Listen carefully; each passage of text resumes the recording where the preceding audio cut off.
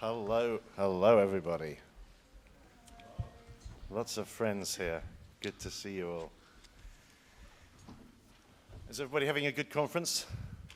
Yeah. Sphinx is so cool. You know, I got to say that the energy here in the sessions, in the corridors, in the Starbucks line, that long line.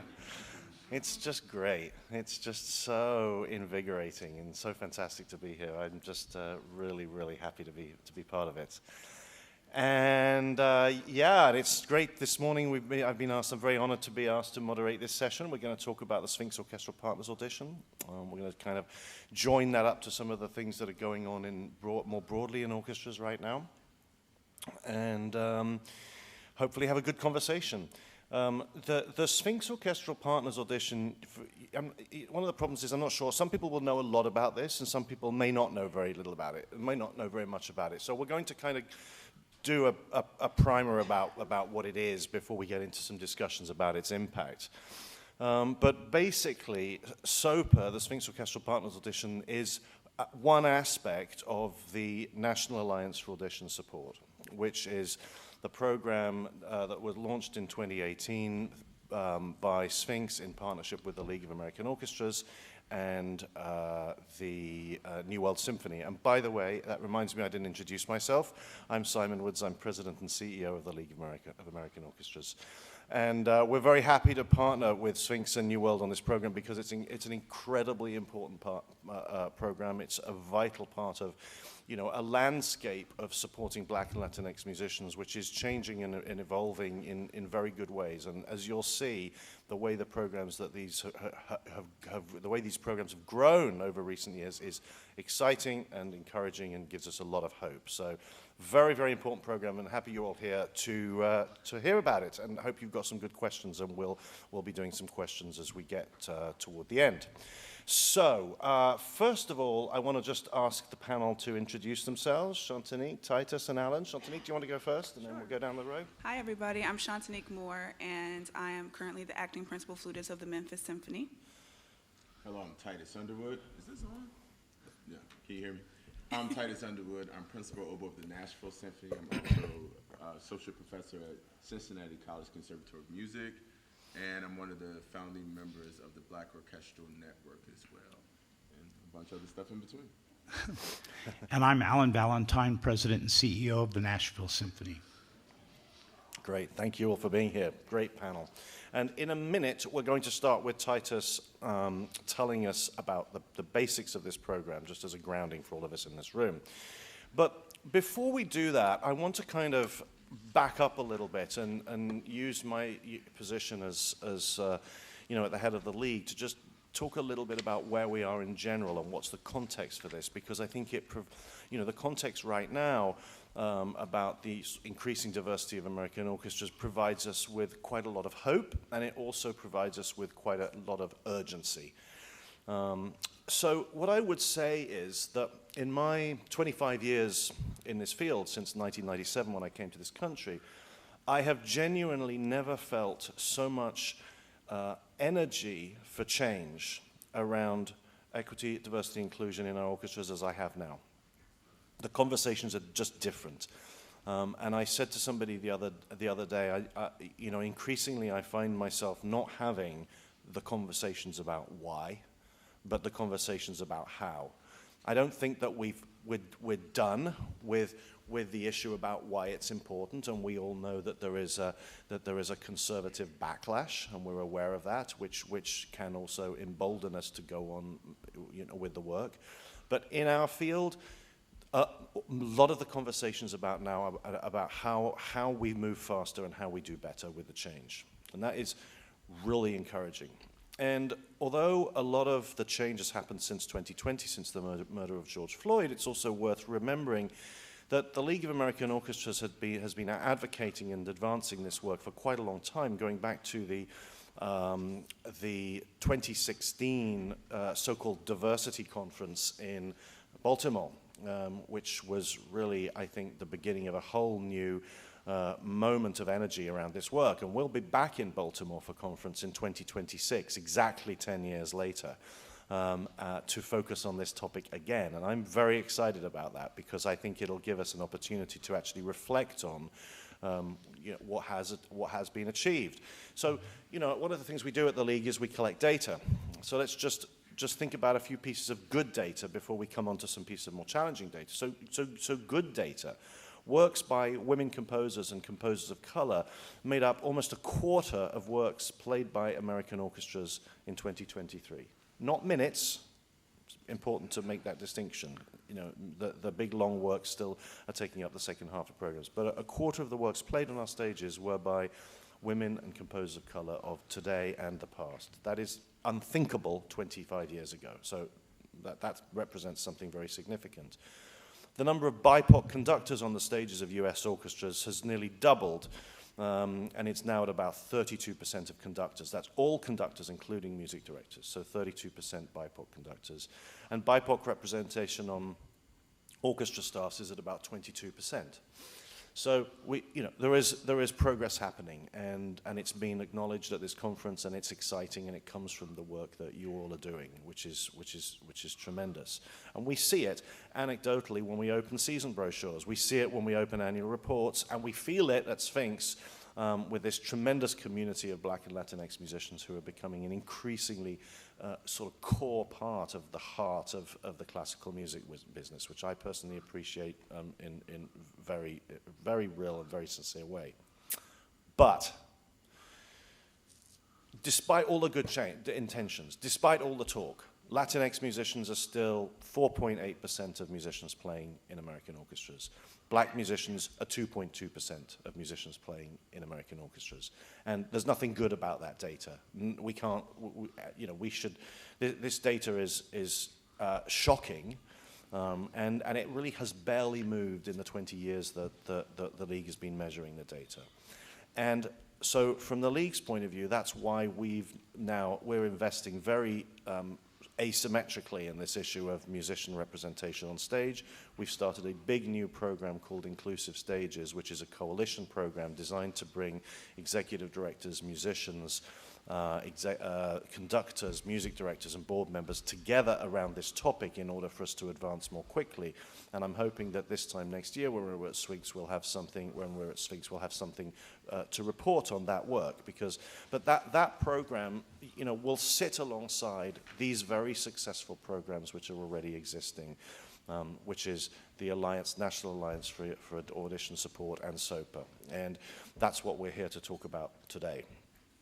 So I think that the best thing we can do now is pass to Titus, because I want Titus to give us a little bit of background about Sopa. If we could have those slides up, that'd be great. I want Titus to give us a bit of background about Sopa as one of the founders, about why it was founded and what it looks like, and then we'll go from there. Thanks, Titus. Thank you so much for setting up and framing everything for us. We really appreciate that. So Sopa was started. I'm one of the co-founders of Sopa as well, along with Weston Sprott. And Sphinx approached us about a program because we had the NAS guidelines and also the National Audition Support. But we wanted to create a competition that's aligned with this so that we can have a full database of where these people are. Because the main question that people have is, where are the competitors? We don't see anyone. We need more pipeline, like teach the kids. But there's so many people who are already ready at this point, and there have been plenty of people who've been ready over the years. So we want to create something where orchestras can have a readily database and also hear those people's playing. So as you can see, a lot of the people I can see that in the room have participated in this in 1 year or next. So many of you have gotten sub work from this. So we have lots of orchestra partners. We've had over 200-something candidates this year. Over 450 people listen from different orchestras in different sections. So we have, from the competition, we have different rounds for it. So many people are voted on, and then they get to pick the top people from that competition to also be invited for 1 year. Or in my opinion, maybe we should start thinking about tenure track things.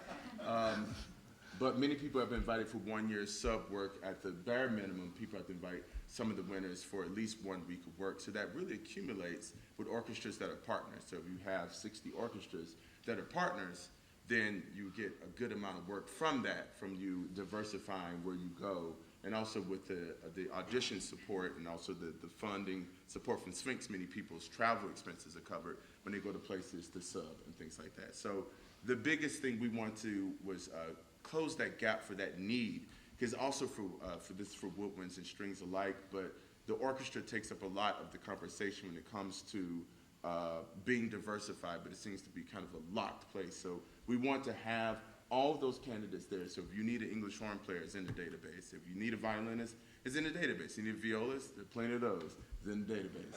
So, and the great thing is that these are amazing players who are job ready right now. So we want to kind of end that conversation about it just being a pipeline issue, about it being actually a network issue. Who are you plugged in with? Who do you know?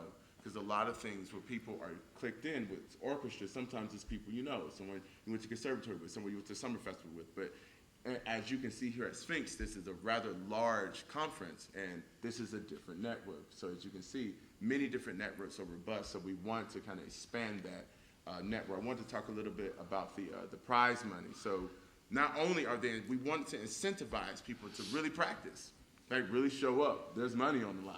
So, get your concertos together, get your excerpts together, and you can win prize money. And on top of winning that prize money, you also get invited for sub work. So that really brings competition to it, right? Because we want it to be a healthy competition, but it's still a competitive business. We're in an art sport of sorts, is what I call it. So we wanted to make sure that people brought their best. They weren't just being heard, but they brought their actual best. And a lot of times, as we can see, prize money incentivizes people bringing their best, because $3,500, there's a lot of inflation going on. That ain't gonna hurt. So we wanted to incentivize people to show up and do their best. And as you can see from the previous slide, it's grown. It was only 100 people the first time. 135, 183, now 208. And that's only growing. And the level is extremely high, which is so great. And many different orchestras have had people invited there. Right in my section, I have someone who's in my section who's come from the Sopa competition as well, and other orchestras have partners. So my biggest thing is that if you're an orchestral partner here, please look into the database before you kind of just ask what's in your section, because sometimes people in your section are not connected to this network as well, and it's up to us here at the conference to really bring light to, hey, let's look here before we just kind of ask people around their immediate circle. So that was the whole point of building this competition and also building this out so that you can have access to many great players that can fill many of these seats in these orchestras.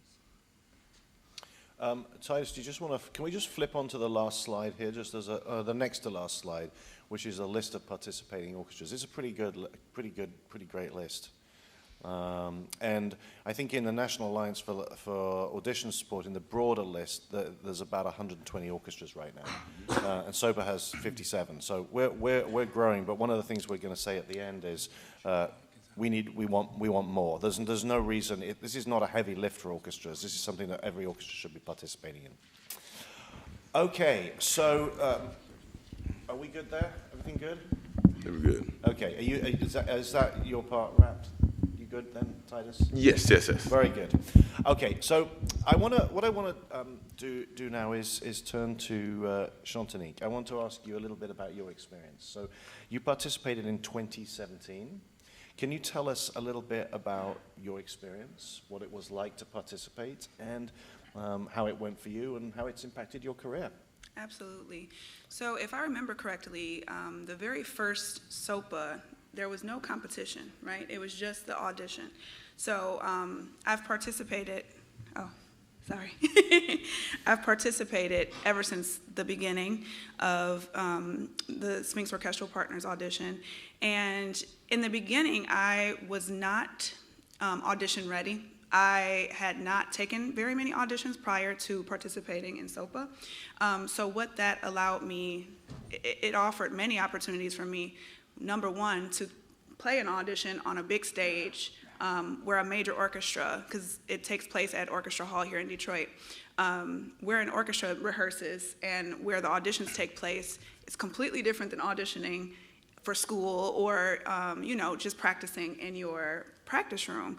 But over the years, things have changed, and it has allowed me to sub with orchestras. Like, I grew so much from that first year participating, receiving recording, comments, things like that I can keep working on and show up year and year again and get better. So from Sopa, I've traveled the country, subbing with different orchestras, and I've been placed on sub lists. I have had opportunities to be pre-advanced in auditions, and now I'm in Memphis. So it's been really valuable for me. That's wonderful. Well, and so I'm assuming that it's valuable to you not only in how people perceive you because they see you as a Sopa winner, but also for you musically as well. Can you talk a little bit about how you grew musically? Oh, absolutely. I think that having input from many different orchestra committees, so people from all over the country, that comments, I could see where where the tendencies are. So I would get some of the same comments. Okay, well, that's something I definitely need to work on. That's something that I definitely need to pay attention to when I go and actually participate in a national audition. I think that being the competition aspect has helped me too, because now I have other people looking at me. Like, I remember I went to an audition and people were like, well, you're participating in Sopa, so, or even being a fellowship. I was with Pittsburgh and with Detroit, and they expect a certain level from me now. So it's like I have my own standards, but also I've got more eyes.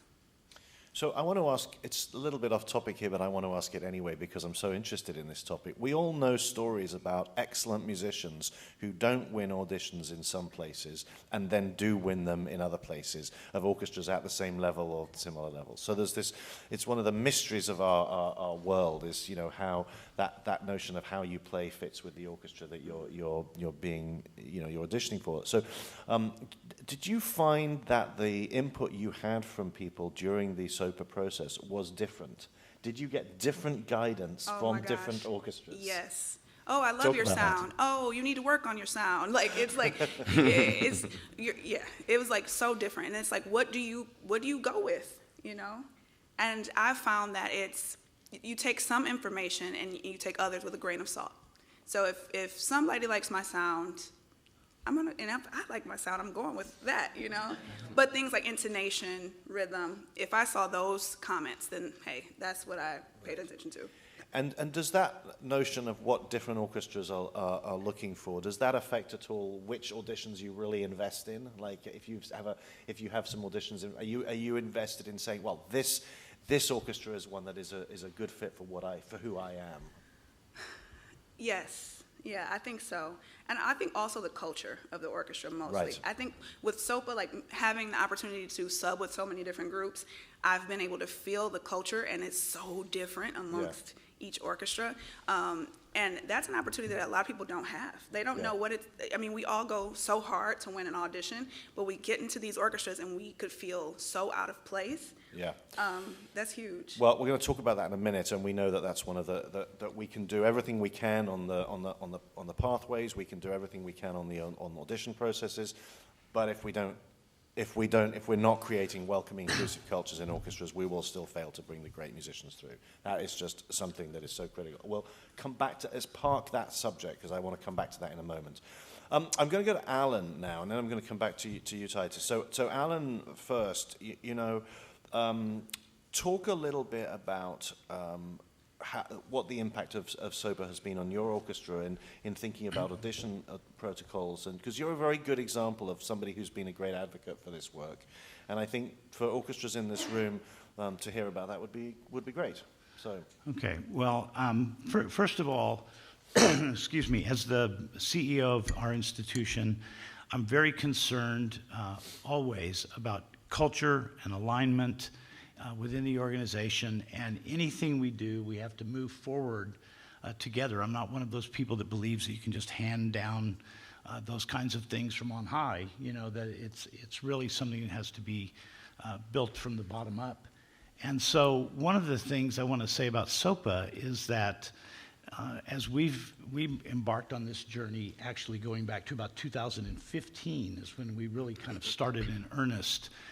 And by the way, ironically, the Nashville Symphony was the first integrated symphony orchestra in the South back in the early 60s. Peter Pastryk worked very hard to make that happen, but it didn't last, obviously. It wasn't part of the DNA of the institution, and there wasn't necessarily great alignment around it. So if this work is going to last in our institutions, there has to be alignment, excuse me, and it has to be, sorry, hold on.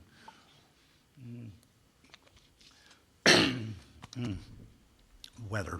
But anyway, if this work is going to last, it has to become part of our DNA. And one of the things that I think about when I think about Sopa is that it has really helped our institution develop more of that alignment. You know, there's been, I think for all of us, an education process about learning about what we don't understand and what we don't know. And what I have witnessed as a result of Sopa is not only have we met some really fantastic new musicians that were new to us, and we've benefited from having subs play in the orchestra.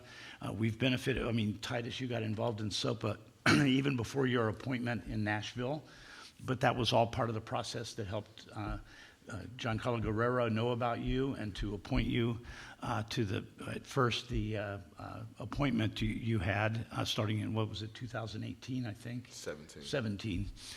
And we, you know, as we went through that process and we had musicians coming to listen to Sopa auditions, I think we began to develop an awareness of the importance of this work among our musicians. And that has helped us in terms of developing further our alignment. We've been doing some separate consulting work recently with Alex Lang and some of his colleagues, Lecolion and Nicole.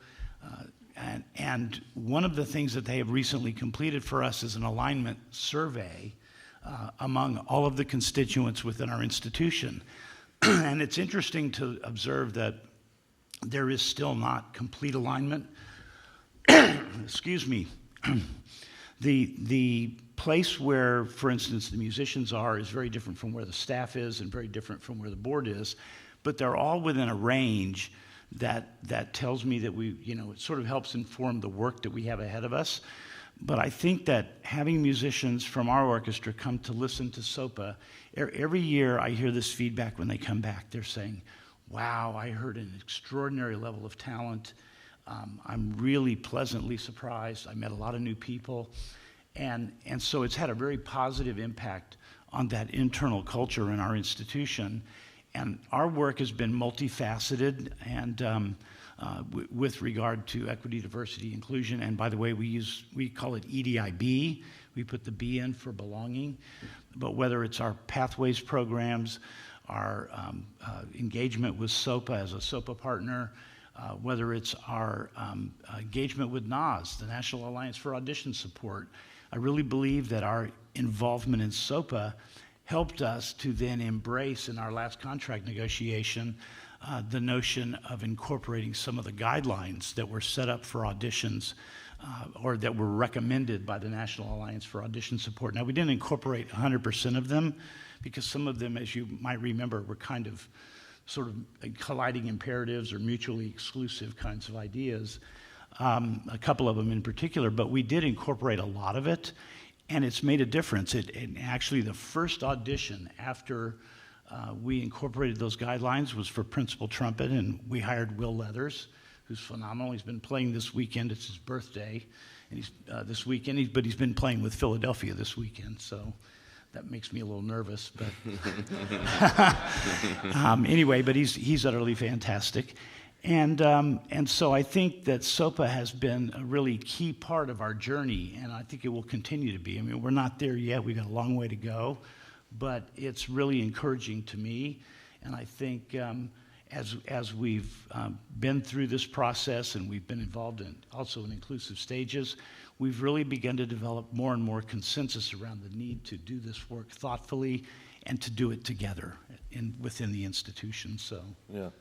And I think that as we think about the influence of audition processes, we also need to think about the influence of tenure processes. And I think that's Yes. the kind of next level of discussion. And for those of you who didn't see it, the Black Orchestral Network came out with some really interesting recommendations on tenure process, which are really important, I think, for us to pay a lot of attention to, because they make, at my reading of them, they make a lot of sense.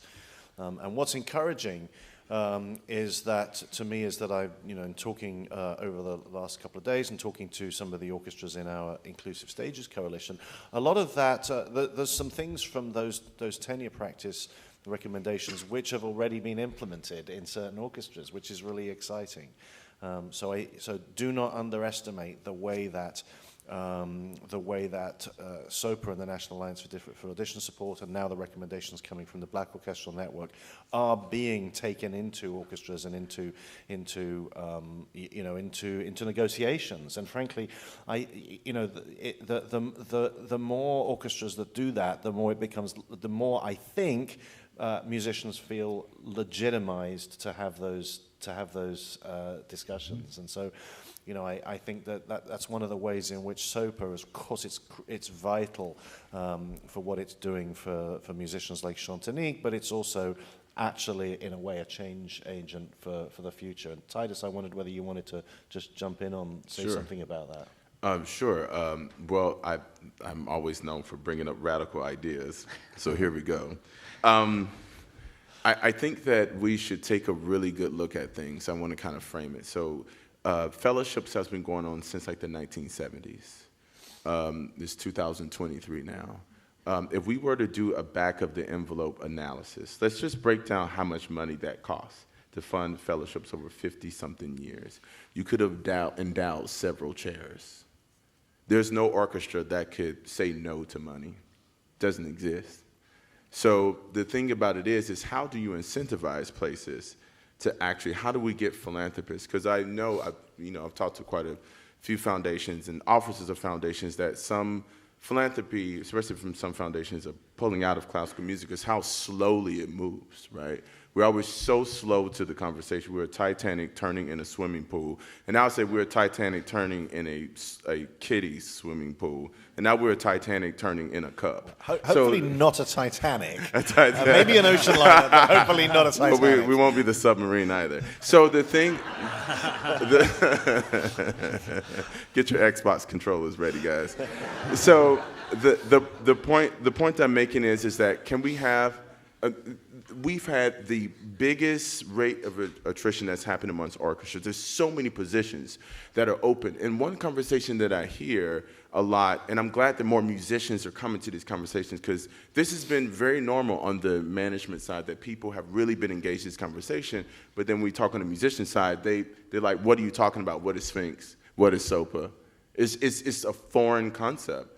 And then there's this pushback up, and then people start talking about process and standards. So let's kind of go into that. I have a fundamental question for some people who are in jobs. When you have a lot of jobs open in your orchestra, you already have a job. So what are you fighting against?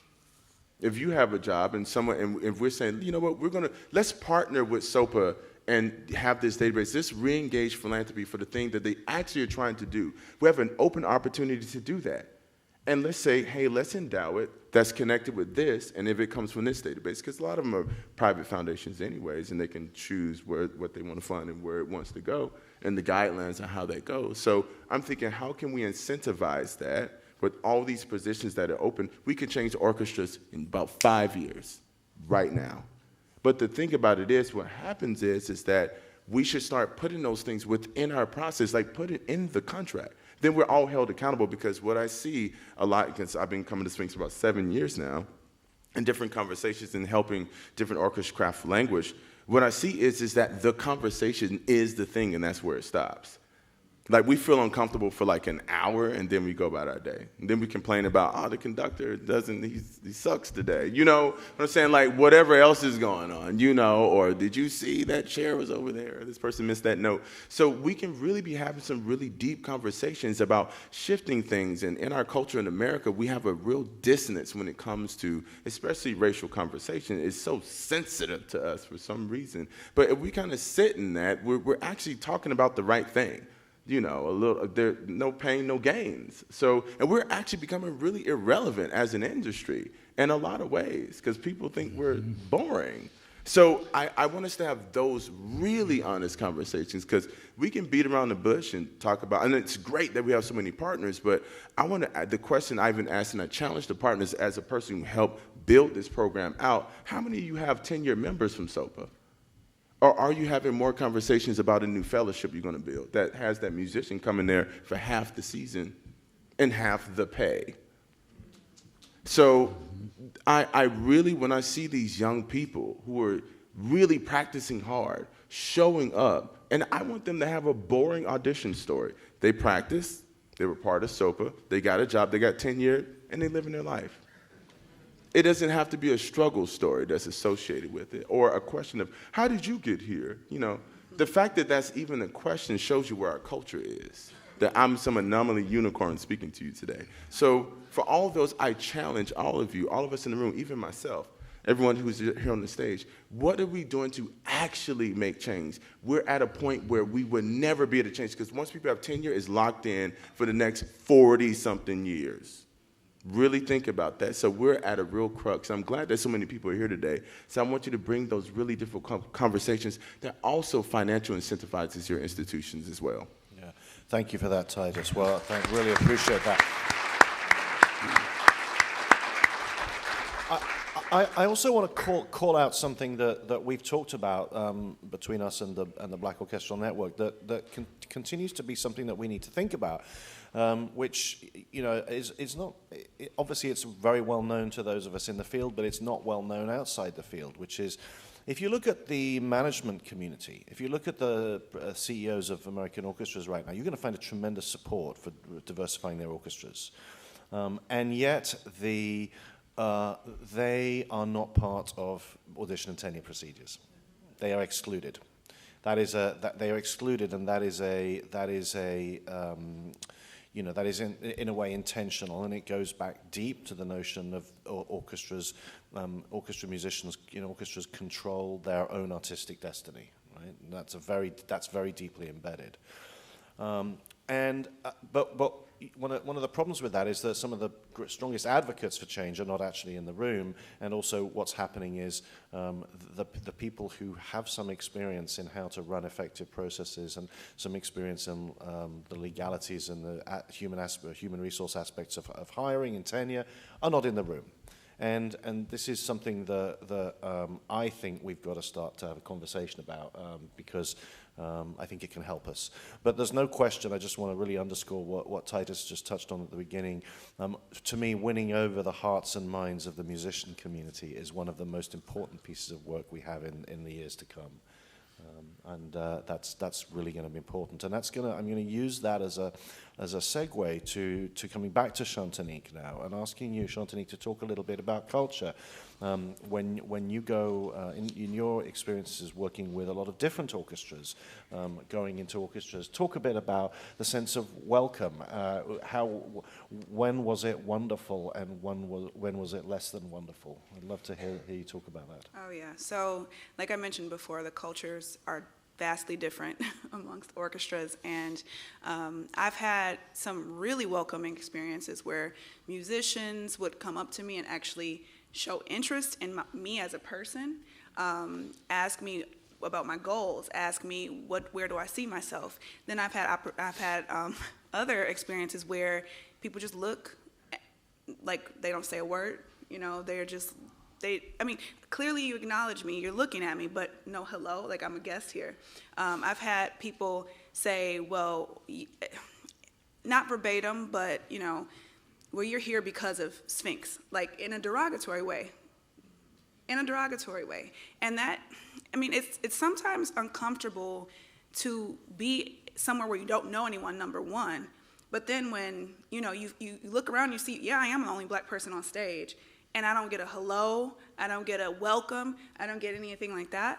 It makes it even more uncomfortable. It makes me feel like I don't want to be here. Well, and also, how can you do your best? Yeah, how can you? It's like it becomes like a self-fulfilling prophecy. Yes. How can you possibly do your best You're if nervous, that's your and it's just like, environment? this tense situation.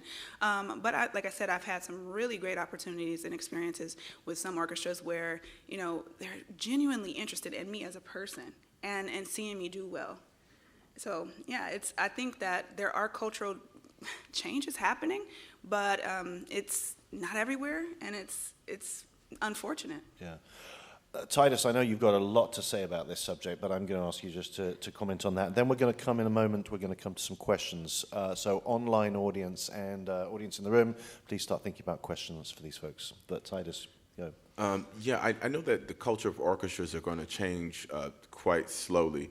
And one of the things someone asked me, they said, do you belong where you go? And I was talking to a colleague of mine, another black colleague of mine, and I told him, I said, my desire to play is stronger than my desire to belong. And that's what keeps me playing, because I love making sounds with others, and sometimes that transports me beyond that. But I also don't want the young people behind me to have to say that same statement. That's the point why I'm here, that I'm very outspoken about it. And I will say that, like, for those incentivize the orchestras and the organizations that are doing the work.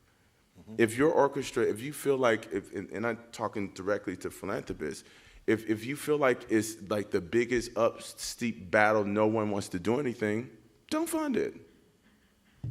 I understand that many trainings are great. Some people are coming to the table because the culture, I love what we're doing at Nashville, the culture is shifting. But if you're not doing any cultural work and it's a part of your institution, what's the point of, someone coming in there for a day, they get talked to, then they go back to the same exact thing because they haven't been in these conversations for years.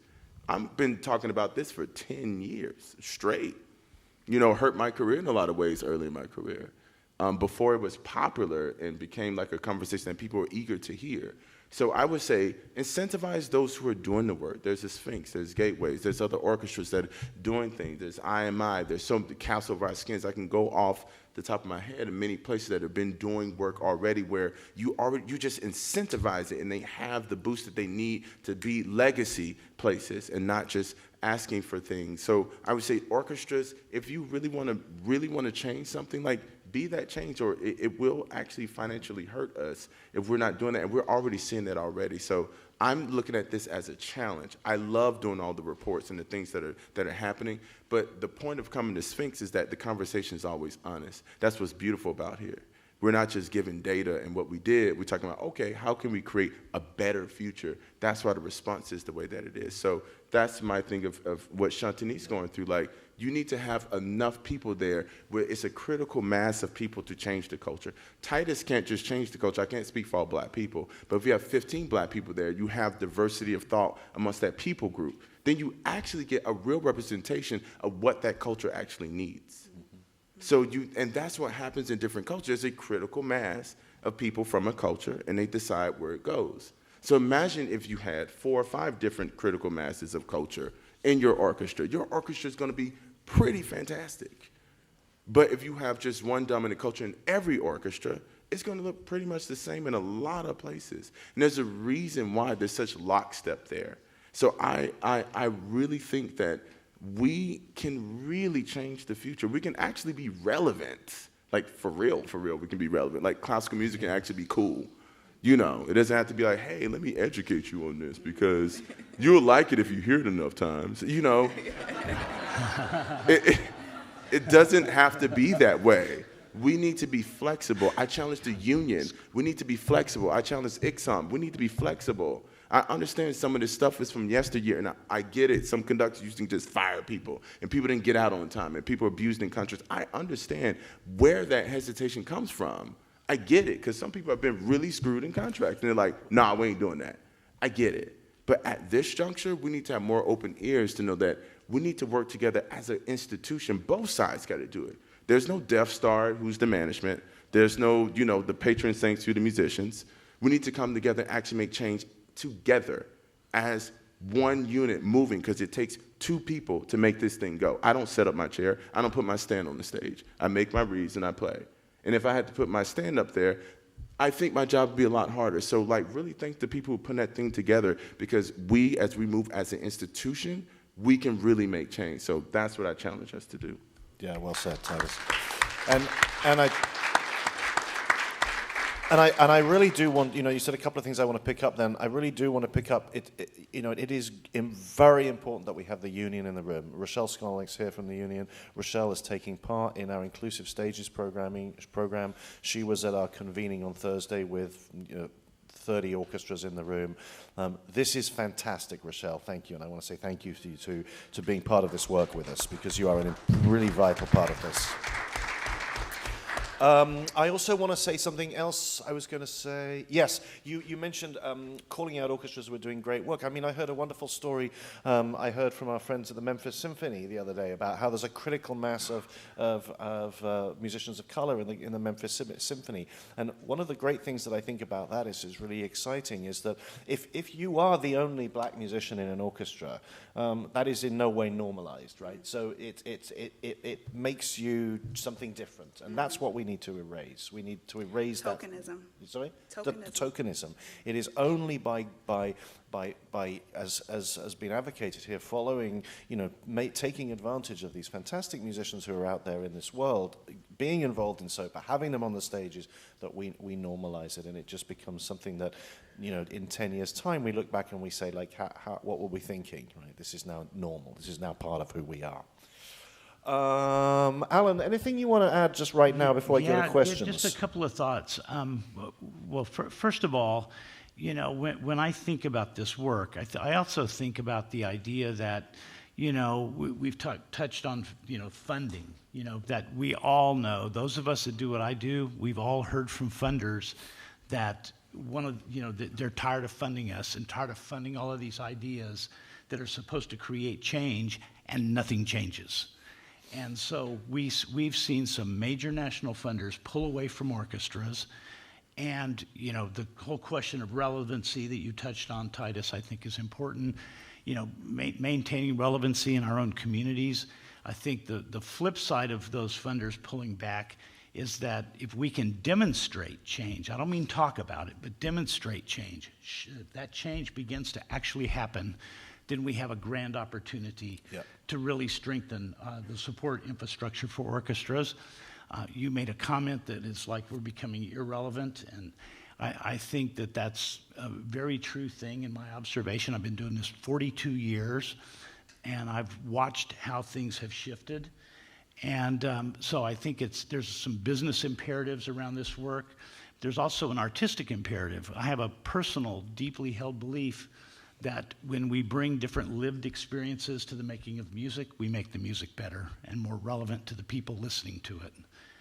And so I think this work is critical. I mean, we all know that. We wouldn't be here today if we didn't believe in this work. But I do think that ultimately for this work to become part of our DNA, the critical mass kind of idea has to be achieved. It doesn't mean, people are out. I always hear this thing from people about chasing quotas and all of that. But unless we get to a place where there is a sufficient number of people from each of the cultures represented in our communities, in our orchestras, and they look like our cities, it's going to be very difficult to convince people that the orchestra should be a relevant and meaningful part of their own lives. And so I think that the work that we're doing with Sopa, with NAS and the audition guidelines, and we've incorporated, as I said, a lot of those guidelines, is really good. I think there's a lot we can do to actualize that language even better. You know that, Titus, from our recent audition experiences. But we're on a journey, and everybody is, I think, working from a place of good intentions, and now we just have to make sure everybody understands the difference between intention and impact. Yes. But absolutely. Anyway, and as somebody, I can't remember who said this in one of the sessions, that going back to the ocean liner thing, not the Titanic, the ocean liner, the ocean liner thing. Somebody said, this excuse about, well, orchestras are slow to change, they're like ocean liners. I'm like, just change direction, right? It's not as hard, right? Just do it. We need to just do it. Okay, let's take some questions. So anybody's welcome to walk up to the mic. We're going to have some online questions. So people watching online can click the Ask a Question tab and use hashtag 42N. Thank you for the briefing, Brianna. And if you're in the room and you don't want to say you don't want to come to the microphone, but you'd like to submit something, you can go into the Sphinx app and you can click there. And Brianna, do you have one for us? Yes. What steps do orchestras have to take to be a SOPA partner? What are the requirements of partners? And looping in another question, does that orchestra have to be in the U.S.? Titus. At this moment, it is U.S.-based orchestras at this point. We can have that conversation about expanding. And as long as they're going along with the guide, like participating in the competition, there are people, a good mass of people listening to the auditions that are sent out, and also that they're partnering and agreeing to the terms of when you are participating, that you are granting sub work to the people who are coming out of this database. If so I understand it rightly, the minimum is you must hire, if you're an orchestra participating, you must hire one musician. It is highly suggested that you must, is you're dealing with legal stuff there, but it is highly suggested that you hire someone for at least 1 week of work, which is not a lot of time, orchestras. 1 week of work from people from this, and by that many people have accumulated many weeks of work from that. But Great. Can I add one thing? I will say, though, that for some of our musicians who have listened to Sopa auditions, they were so excited by what they heard that we actually, I think it was last year, we had 4 Sopa auditionees come to our orchestra for a week of work. So Fantastic. you can do a lot more than that. That's a minimum requirement, but once you get past hearing the auditions, many of the people who heard those auditions came away with a really great enthusiasm for bringing musicians to our orchestras. Quick show of hands, orchestras in this room who have taken on, who have hired or as subs musicians from Sopa. Can we see that? Oh, good. Awesome. Yeah, good. Okay. Great. Thank you. Question. Hi, thank you for this conversation. My name is Unli. I'm with Lincoln Center and the Dream Unfinished. A question that I have is, what are some, if you could provide more details or strategies for management to onboard the existing roster and musicians to the SOPA process? How management onboards so the musicians that are currently in your orchestra, how you onboard them into SOPA. Into the work. Yeah. And that the thing that Titus said, which is really interesting and kind of shocking to hear, is musicians saying, I don't know what Sphinx is, I don't know. That is really, it's really kind of shocking for me to hear that, and actually it makes me realize that we have a long way to go in actually, it's not just enough to take part in SOPA, but you need an internal communications strategy to let people know. How to socialize it Yeah. amongst your ensemble. Yeah, well, for us, we've been simply engaged, first of all, in lots of training. We've done several kinds of, we did it online during the pandemic, some of it. We've brought consultants in to work with us, but one thing that I think I realized early on, and this will be about my own personal journey in this work and trying to help lead it and, move it forward, is that sometimes it's easy for those of us that do, on the management side, to get ahead of everybody, right? And if you get ahead of everybody else, you find yourself looking back and, nobody's behind you. And so one of the things that I've felt has been really important is to take a deep breath and really examine where the culture is, try to understand where it is first so that I can begin to develop strategies to help do exactly what you're talking about. In our case, we were very lucky to have some musicians early on who embraced it, and then during the pandemic, actually, I think the year of the pandemic, we had the largest number of musicians from our orchestra participate in SOPA because it was all online. And that was something I was very proud of, because it was really, it was different because it was online, but it was a big step in the right direction, and it really helped introduce everybody to SOPA. Shantanique, I'm going to guess that Sphinx. in most orchestras you went to, you found yourself explaining what it was a lot of the time. Oh, yeah. People, what is Sphinx? How do you get involved in that? Yeah, absolutely. Right. Well, to all orchestra EDs and CEOs in the room, you know, there's quite a few of you here. I think that's kind of a lesson for us, actually. Yeah. That's kind of a wake-up call. Yeah, let's have another question. Thank you. Hello, my name is Ariel Garcia. I'm curious about how you identify partner organizations. And I guess the context for that question is I'm from Chicago, and I saw one group on that list from Chicago. And so do you go to them? Do they come to you? I wonder if you could provide a bit of insight into that process. So many different orchestras have the information about SOPA, and it's up to them if they want to participate. So if they're participating in the competition and have people listen to the competition, then they agree that they are partners with us. Like I said, the terms of the week of work, having musicians in your section listening, and also being involved in the things that we're doing that are in the best interest of this. So that's how people become, as you can see, participating partners. We don't want people just saying, hey, we're affiliated with Sphinx, but we're not doing anything. So everyone that's on the list are the people who are actually participating with us. Yeah. And, you know, we can do something immediately about that. This year, the league, we do 2 conferences every year. We have our summer conference, which many of you know about. Then in winter, we do the midwinter CEOs gathering, which is happening tomorrow and Monday here in Detroit. And many CEOs are in this room from Group 1, Group 2, Group 3. It's great to see you all here. Let's talk about it in the constituency groups this weekend. Let's see if we can spread more word about it, and about, you know, what an easy step it is to take to do this work. So thank you. Thanks for that question. Yeah, Brianna. Anonymous asked, as an artist, how can you hold your administration accountable? Who wants to start? God, Jesus. You want to do that? I guess I'm the person up here who plays. You can answer. How do you hold your administration accountable? That's a great question. I think in a lot of ways, and I would ask that person what we are holding them accountable to, because musicians hold administration. They're always knocking on administration door, depending on their interest. It just depends on their interest. So if we're talking about this specific work here, how do you hold your administration accountable?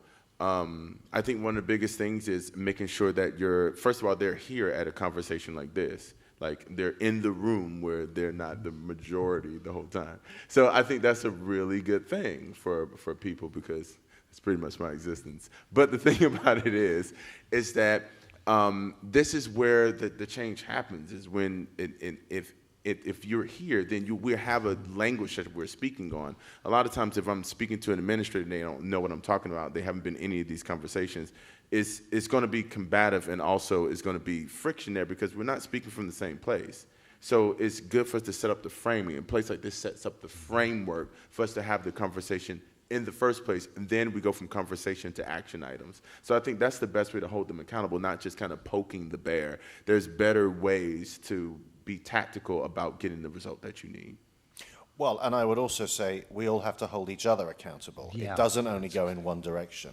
There has to be accountability in all directions. I mean, we could have another conversation about holding music directors accountable, and that's one of the groups who we are trying to draw into our process right now, our Inclusive Stages work, because we know that they are a critical voice in this discussion, who are only intermittently engaged with how important these issues are. So everybody has to hold everybody else accountable in this equation. This is not just one. And as Titus said earlier, the one way the musicians management divide, that doesn't get us where we need to go in this work. So everybody holds everybody accountable. Yeah, Can thank you. I just piggyback on a quick thing that you just said? You skipped over very quickly. Music directors. For those who are music director searches, really vet your music director, because those are the people who make the decision, who grant tenure. That's the way the contracts are set up now. So really vet your music directors, because a lot of times they're not in the room, and then we put them on their throne, and then they're just there. So I think that it's really important, especially us who are having the conversations. I want to see more conductors actually take it, because if you're going to be the leader, you need to know what's going on as well. You're not, there are no sacred cows in this business. So I think that we're all musicians, and when we bring it down to a human level, we can have some real change. And that really includes really vetting your music director to see if they've been doing the work for some time. Yep, thank you. Next question. Just to that, 2 points quickly. Boston has made an interesting appointment this week by making Carlos Leon, Carlos Simon. Carlos Simon, I'm sorry, composer chair, and sharing the programming. How do you hold an organization accountable? Data. If you don't have data and if you're not paying attention to the data, there is no other way. Peter Drucker, who created the study of management, said any organization that's not measuring its performance is just practicing. Yep.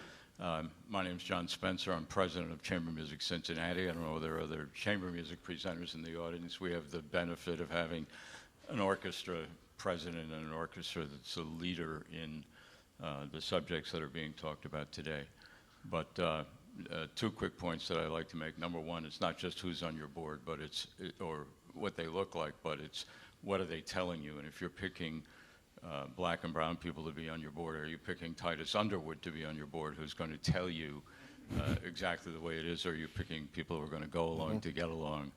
I think that's critically important. And the one thing I wanted to start out with, a question Titus asked, how do you persuade funders? There are 6 cities, over 300,000 people, that are majority black. There are 8 that are 40 to 50%, and another 8 that are 30 to 40%. If you're thinking long-term and you're not thinking about having a black audience, you're going to be in financial trouble in the long term. Maybe not next week, but next year or the year after. So you better be doing that. And what's the number one thing that will attract a black audience is who, and there's data on this that we just presented at Chamber Music America last week, is who's on the stage, because that's who people will turn out to see. If they can't identify with them, they don't feel they belong either on the stage or in the audience. Yep, well said. Thank you very much. And that for us is at the league, that is a guiding principle, which is we cannot make change with all the other areas we need to make change, including, most importantly, with the audience. If they walk into a hall and there is a 90% white audience, orchestra on stage. So thanks for that, making that important point. Brianna. Anonymous asked, I've seen a lot of efforts towards connecting players with institutions. What about conductors or even composers? We kind of talked about that conductors one. We could talk about that all night, I suspect. Is at the bar. So we're not going to. I think we're not going to open that one up again. But maybe Sphinx would like to do a session on conductors next year, and I'd be very happy to chair that panel. But you know, do you want to say something, Alan? Yeah, there's a line that Titus once said to me about his past experience taking auditions at major orchestras. And he said, you know, in all the auditions I've ever taken, no one's ever come down from the office and told me I couldn't have the job. You know, music directors are the critical piece, along with the committees, the audition committees. They're a critical link. And look, let's not disparage music directors. They're a hugely important part of our music, of our system. They are very thoughtful people. Yeah. They just need to be in this tent. I think we've got time for, well, maybe 2 more quick questions. Let's do 2 quick questions and then we're done. I'll keep it quick, thank you. Shantanique and Titus, thank you so much for your voices. Thank you for your risks and all of that. Thank you for this panel. With that in mind, so my name is Joshua Rhodes. I am a master's student at University of Maryland, a bassist, and I'm also an artistic planning director, or artistic planning grad assistant for NOI, or National Orchestral Institute. So with that in mind, youth is something that I value so much, and I'm glad to still be a student. I'm wondering if y'all have any advice for how students can kind of streamline the making solutions. Like you presented different solutions that you have in mind, which were really diverse. You talked about music directors, you talked about contracts, you talked about tenure, and that's really robust for students that are trying to perform and trying to come up with solutions. So do you have advice for how we can do both of those things without really jeopardizing our time that we have right now? Oh, I can speak directly to that, and you can hop in there. Your job as a student is to practice. You should be, let me go in there and talk in these rooms and Black Orchestral Network and other people and people affiliated with the league and different orchestras. Let us do that work. You show up the best bassist you can be, and you practice, and you go in there and you kill that audition. That's what you do. So I think as students that are in here, it's your job not to be having extracurricular activity trying to make let us do that who are established. I can do that. I have tenure and I'm in other, so I can take a lot of hits. I'm cool. So I need you to be practicing. Let me be that tent and you practice, and let us be that tent. You, whoever noble is, make your reads. Like, you know, do that Othello excerpt and Ein Heldenleben a million times, all right? You good. Yeah, I agree. I was just gonna say show up and show out. Like that's it. Yeah. All right. Thank you. Thank you. Great. And last question, Rochelle. Not so much a question, just a comment. I just wanted to make sure that everybody knows that I'm not here by myself. Thank you, Simon, for that shout out. But we actually have a number of folks here from among the musicians and the union. We have representatives from ICSOM. We have Nicole Jordan and Jessica Phillips have been here from ICSOM. From ROPA, we have Steve Wade and Alana Wiesing, and Beth Zaire is here. She's the chair of our AFM Diversity Committee. The AFM and our locals are very committed to this project, and that's why we're here. That's why we write about this often in the International Musician, and why the player conferences have made this a priority of their meetings. I can't think of a player conference annual meeting that I've been to in recent years where this subject has not been one of the core things that's been discussed. We have a long way to go, but if we all are rowing in the same direction, maybe we can turn this boat. So, yeah, thank you. Thank you for that, Rochelle, and thank you for drawing the attention to all of you from that community who are here. We vastly appreciate your participation and support for this work. So, thank you very much. That brings us to the end of this session. Please go and join Sopa. Please read the Black Orchestral Network's recommendations on tenure guidelines, which I think really merits some important discussion. Let's go on working this stuff because it's so incredibly important. Titus, Shantanique, Alan, thank you very much for joining us. Thank you all for being here.